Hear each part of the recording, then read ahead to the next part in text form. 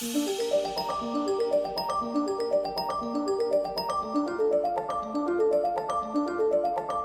vais vous montrer quelques photos, et là on va faire un bond dans le temps justement.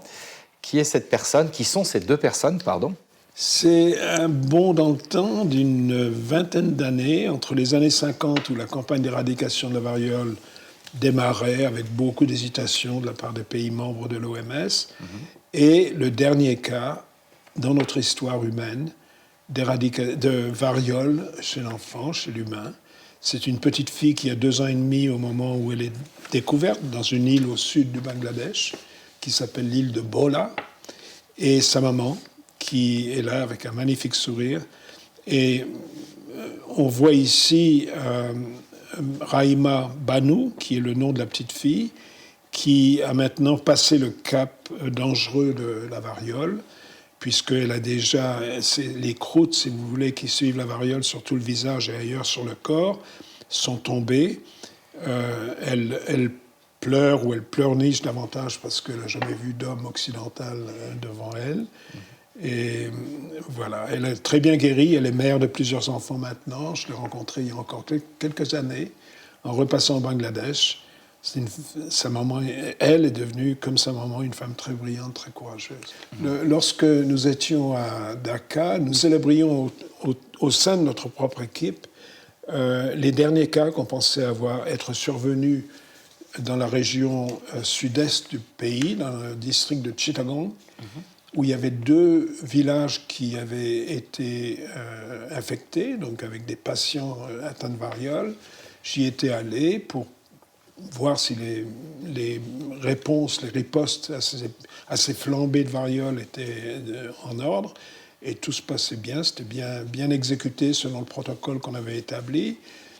Et je suis rentré à Dhaka avec difficulté parce que ça a coïncidé avec un coup militaire de prise de pouvoir et l'assassinat du grand leader bengali qui était le président et qui avait présidé à sa scission du Pakistan occidental.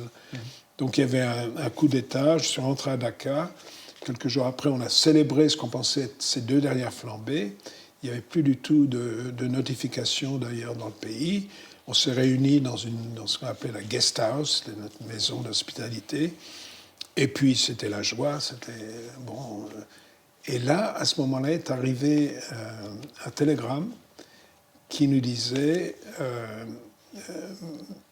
un cas nouveau de variole détecté sur l'île de Bola, au sud du Bangladesh. Pour nous, c'était bien sûr un choc épouvantable. On espérait encore que c'était une erreur de diagnostic. On confondait souvent la variole avec la varicelle. Et donc, on a décidé de se mettre en route.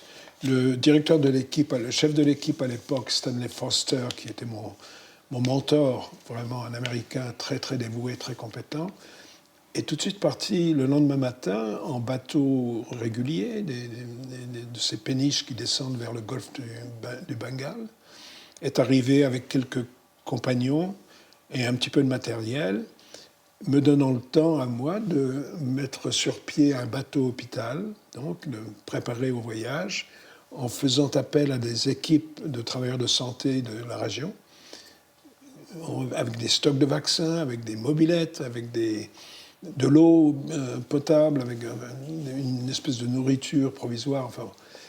Et nous avons descendu donc la Meghna River, la rivière Meghna, un grand fleuve qui va se jeter dans le golfe du Bengale, pour parvenir à Bola le jour suivant. Donc. Et c'est à ce moment que j'ai vu cette petite fille avec sa maman, et au moment où j'ai pris sa photo. Alors, Daniel Tarantola, j'ai une autre photo. Il s'agit d'une autre personne qui s'appelle Ali Mao Mahalin. Oui. On est en Somalie. Expliquez-moi, qui est cette personne? Alors, on est en Somalie en 1977, 77 donc. C'était un jeune homme d'une trentaine d'années qui était le cuisinier à l'hôpital de Mogadiscio, la capitale de la Somalie. Il a développé une éruption avec un peu de fièvre qui a été diagnostiquée rapidement comme un cas de variole mineure. C'est-à-dire que dans la pointe de l'Afrique à l'époque, et pendant un bon moment, la variole qui se propageait n'était pas la même variole, le même sous-type, disons, que celui de l'Asie.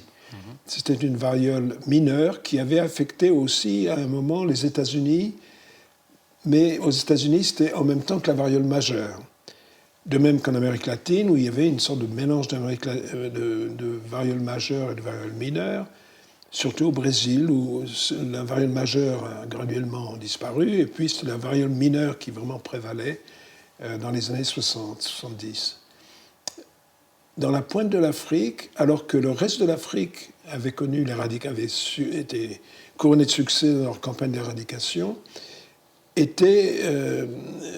hébergeait ce virus de variole mineure.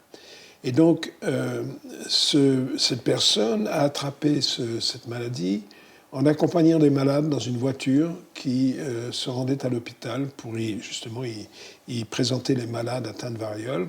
C'est là où il s'est contaminé, il a été diagnostiqué, il a guéri rapidement, mais entre la Somalie et l'Éthiopie, l'Éthiopie s'était libérée de la variole pendant un bon nombre d'années, et la Somalie a donc permis de réintroduire au virus de la variole mineure de se réintroduire en Éthiopie, et pendant 2 ans, ça a été une sorte d'échange entre deux pays qui ne s'entendaient pas très bien, et donc dans un contexte où, à l'époque, c'était encore les blocs géopolitiques de l'Ouest et de l'Est, et un pays tel que l'Éthiopie pouvait très bien basculer d'un bloc à l'autre en un espace très bref.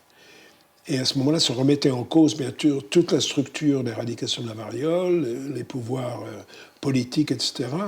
Donc, au moment de cette guerre froide, en fait, en dépit des catastrophes et du malheur qu'ils ont pu apporter, que cette division a pu apporter dans le monde, ça permettait au programme de variole de frapper à une porte ou à une autre selon les tendances politiques du moment.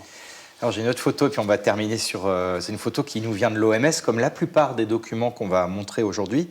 On voit un beau jeune homme qui est aussi, en fait, cuisinier, qui va devenir employé à Ali Mao Malin en Somalie. Une histoire assez étonnante, puisqu'il a continué à travailler en tant que représentant personnel de santé, alors qu'il est cuisinier à la base. Tout à fait. Donc Ali s'est remis très bien de sa maladie et a contribué de façon très active à l'éradication de la poliomyélite en devenant un motivateur dans les villages. Il est décédé il y a très peu d'années, du paludisme en fait, mais c'était un travailleur exceptionnel, oui, qui montre bien aussi un aspect de ce programme d'éradication de la variole, c'est qu'on pouvait reposer les stratégies sur des gens avec très peu de formation de santé publique ou médicale. Et on a employé énormément de volontaires dans les villages, on leur a appris à reconnaître la variole, on leur a appris à vacciner. Et donc, ces armées-là, qui étaient des armées inconnues, provisoires, ont été une ressource majeure en Asie, de même qu'en Éthiopie et en Somalie.